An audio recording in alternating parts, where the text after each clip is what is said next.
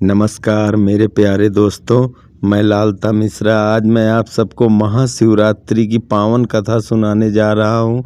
मेरे प्यारे दोस्तों, आप लोग ध्यान पूर्वक सुने। कथा प्रारंभ होती है मेरे प्यारे दोस्तों, भगवान शिव और माता पार्वती का मिलन बहुत कई जन्मों के बाद होता है। कई हजार वर्षों के बाद इनका मिलन होता है।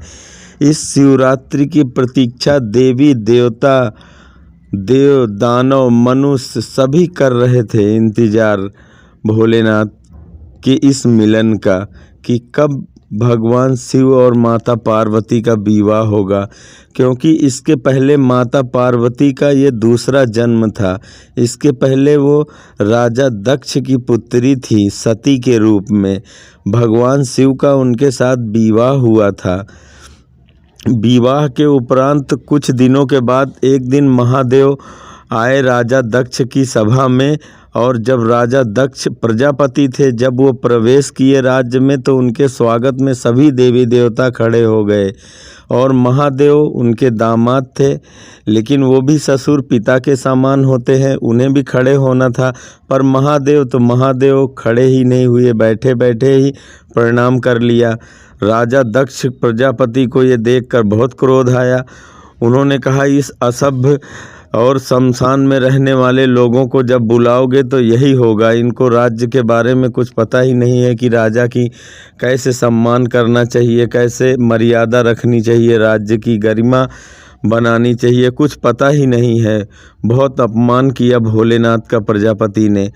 महादेव तो महादेव थे भोले, उन्होंने कोई उत्तर नहीं दिया, चुपचाप चले गए। और इस अपमान का बदला लेने के लिए प्रजापति ने एक बहुत बड़ा यज्ञ रचाया, दक्ष प्रजापति ने। उसमें उन्होंने अपने सभी पुत्रियों को बुलाया, सभी परिवारों को बुलाया, पर अपनी बेटी सती को निमंत्रण नहीं दिया, ना तो महादेव को कहा आने के लिए। और उसके बाद जब सभी बहनें जाने लगी राजा दक्ष के यहाँ, तो सती को भी पता चला। तो उन्होंने महादेव से जाके कहा कि प्रभु, आप इतने दूर पहाड़ों में आके बसे हैं, इसलिए कोई निमंत्रण यहाँ तक लेके नहीं आ पाया होगा, और पिताजी ने तो ज़रूर निमंत्रण भेजा होगा, चलिए कृपा करके। देवी बहुत प्रार्थना करने लगी, पर महादेव बोले, देवी आपको जाना है तो जाओ, निमंत्रण तो आया नहीं, मैं नहीं जाऊँगा। महादेव आंख बंद करके अपनी समाधि में चले गए। और देवी जी पहुंची, उनको मतलब बर्दाश्त नहीं हुआ कि पिताजी ने ज़रूर निमंत्रण दिया होगा, यहाँ तक निमंत्रण पहुंचाने वाला मुझे लगता है पहुंच नहीं पाया होगा। पर सती से न रहा गया, सती अपने मायके पहुंचाई राजा दक्ष के यहाँ। यही हरिद्वार में पड़ता है राजा दक्ष का महल, कनखल में। तो यहाँ आप आ सकते हैं दर्शन करने। यही माता सती का, जहाँ पे वो सती हुई थी जिस यज्ञ हवन कुंड में, वो आज भी यहाँ हरिद्वार कनखल में बना हुआ है। बढ़िया भव्य भवन बना हुआ है दक्ष प्रजापति का। तो यहाँ पे जब माता सती आई, उन्होंने देखा कि यहाँ छोटे छोटे देवताओं के भाग और भोग तो रखे हुए हैं, पर देवों के देव आदि देव महादेव का कहीं कोई नामो निशान नहीं था। ये देख के माता सती को बहुत क्रोध आ गया। उन्होंने कहा कि लोग हमें दक्ष कुमारी कहते हैं, और जो शिवद्रोही हो, शिव का अपमान करने वाला हो, उसके साथ मैं अपना नाम कभी कतई नहीं जोड़ सकती। इसलिए माता सती ने उस हवन कुंड में ही अपने देह का दाह संस्कार कर दिया। यज्ञ में छलांग लगा दी देवी जी ने, और जल के वहीं भस्म हो गई। और जब महादेव को ये बात पता चली, तो महादेव इतने ज़्यादा क्रोधित हो गए, उन्होंने अपनी जटा उखाड़ के पटक दी, उसमें से वीरभद्र प्रकट हो गए। और वीरभद्र से कहा कि दक्षम सुयज्ञम च जय, सारे दक्ष को और यज्ञ को जाके वहाँ ध्वस्त कर दो। तो वीरभद्र आए, उन्होंने पूरे यज्ञशाला को नष्ट कर दिया। जितने भी देवी देवता मिले सबको अंग भंग कर दिया, और दक्ष प्रजापति की मुंडी मरोड़ के उसी यज्ञ हवन में स्वाहा कर दिया। शरीर अलग पड़ा और दक्ष का सर यज्ञ में हवन में डाल के स्वाहा कर दिया वीरभद्र ने। अब यज्ञ कैसे संपन्न हो, सारे देवी देवताओं में हाहाकार मच गया। सभी भागे भागे गए भोलेनाथ के पास। सबने उनसे क्षमा मांगी, खूब विनती प्रार्थना करी। महादेव ने कहा क्या करूँगा मैं वहाँ जाके, मुझे यज्ञ में भाग तो मिला नहीं, क्या करूँगा मैं जाके। सभी देवताओं ने कहा कि प्रभु आपका भाग्य सर्वप्रथम दिया जाएगा, कृपा करके आप पधारें और उस यज्ञ को संपन्न करें। देवी जी तो जल के राख हो चुकी थी, माता सती, और उसके बाद प्रभु भोलेनाथ वहाँ पहुँचे। उन्होंने दक्ष को बकरे का सर लगा के जीवित कर दिया। अब बकरा तो बोल नहीं पा रहा, पर फिर भी वो भोले बाबा की स्तुति कर रहा है। बकरा बम बम बम बम बम बम बम बम बम कर रहा है। ये दक्ष प्रजापति ने ही बम बम बम कह के भगवान शिव की स्तुति करी है, तभी से लोग बम बम बम बम बोलते हैं भोले बाबा को। भोले बाबा के सामने जब कोई बम बम बम बम बोलता है तो उन्हें अपने ससुर की याद आ जाती है और खुश हो जाते हैं।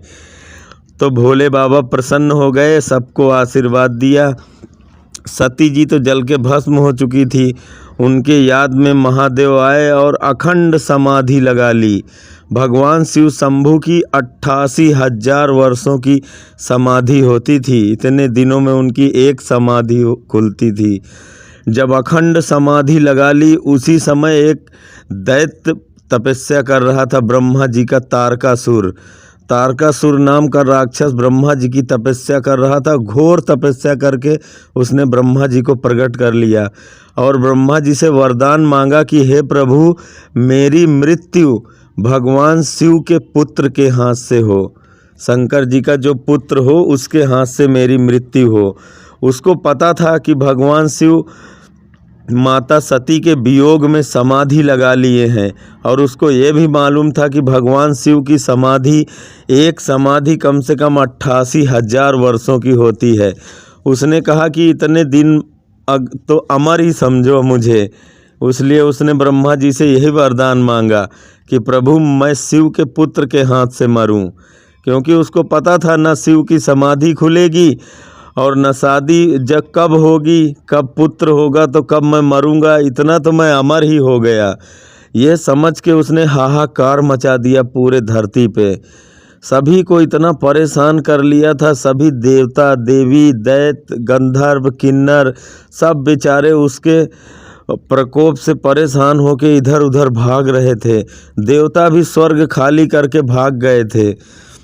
गंधर्व किन्नर नाग सब भाग गए छोड़ के, कोई नहीं बचा उसके प्रकोप से। सब त्राहि त्राहि कर उठे चारों तरफ। सबको पता था कि शिव जी कब समाधि खोलेंगे। उनकी समाधि भंग कराने के लिए बहुत बहुत उपाय किए गए कि हे महादेव, अब तो आँख खोलो प्रभु, नहीं तो ये राक्षस पूरे सृष्टि को नष्ट कर देगा। पर महादेव की अखंड समाधि थी। यहाँ तक कि कामदेव आए थे भगवान शिव की समाधि तोड़वाने, उन्हें भी भस्म कर दिया प्रभु ने। लेकिन जब बाद में उन्हें पता चला कि ये सृष्टि के कल्याण के लिए कामदेव उनकी समाधि तोड़वाना चाहते थे, तब प्रभु फिर उन्हें आशीर्वाद दिया। भस्म तो कर दिया था, पर बोले जाओ, जब कृष्ण अवतार में तुम कृष्ण के पुत्र बन के पैदा होगे। और उसके बाद भगवान शिव प्रसन्न हुए, खुश हुए। उनकी समाधि टूटी कई हजार वर्षों के बाद। फिर उनकी शादी का निमंत्रण भगवान नारद मुनि लेके आए। बोले हे प्रभु, एक हिमालय राज्य की पुत्री है पार्वती माता, वो आपकी तपस्या में लीन है और उसने प्रण कर रखा है कि यदि वो विवाह करेंगी तो शिव के साथ ही करेंगी, वरना नहीं करेंगी। इसीलिए तो वो घोर तपस्या कर रही हैं। 12 वर्षों से तपस्या कर रही थी माता पार्वती। उनका सती के बाद दूसरा जन्म हुआ था पार्वती के रूप में, और उसी मिलन घड़ी की प्रतीक्षा थी जो महाशिवरात्रि के रूप में मनाई जाने लगी। तो भगवान शिव शंभु नारद जी के वचन सुन के माता पार्वती से ब्याह के लिए चल देते हैं। सभी भूत प्रेत देव दानव गंधर्व सब उनकी बारात में जाते हैं, माता पार्वती को ब्याह के लाते हैं और उस परम घड़ी का इंतज़ार सभी करते रहते हैं कि कब भगवान शिव के पुत्र होगा और उससे तारकासुर का वध होगा। तो भगवान शिव और माता पार्वती के मिलन मात्र से ही घर्षण से ही वो पुत्र पैदा हो गया और माता के और प्रभु के मिलन से ही, तो उसका नाम संकर्षण रखा। और वो नदियों में बहता हुआ पता ही नहीं चला कि कब पैदा हो गए, और वो बहते हुए नदियों से चले जा रहे थे तो उसी नदी में 6 कृतिकाएँ नहा रही थीं जो गंधर्व लोक की कन्याएं थीं। उन्होंने देखा कोई सुंदर सा बालक नदी में बहता हुआ आ रहा है, तो उन 6 कृतिकाओं ने उस बालक को अपने गोद में उठा लिया और अपने राज्य ले गई और वहीं उसका लालन पालन किया। 6 कृतिकाओं ने पाला पोसा था, इसलिए उनका नाम कार्तिकेय पड़ा।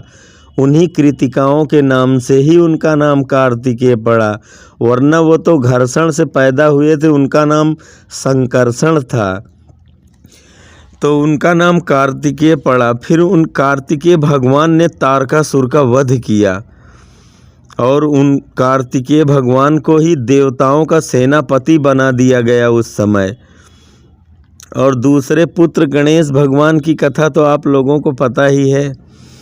इस तरह महाशिवरात्रि परम योगी जन कहते हैं कि इस रात्रि में जो गुरुत्वाकर्षण के नियम में ब्रेक आ जाता है, इस दिन ऊर्जा सहज ही ऊपर की तरफ बहने लगती है।